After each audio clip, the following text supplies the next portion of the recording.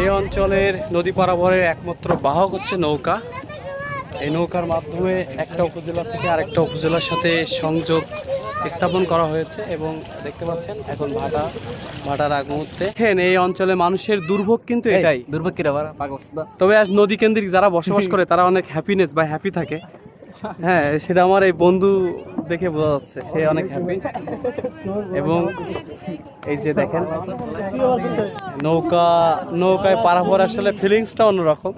এখন নদীতে তুলনামূলকভাবে ঢেউ কমই আছে অফ সিজন।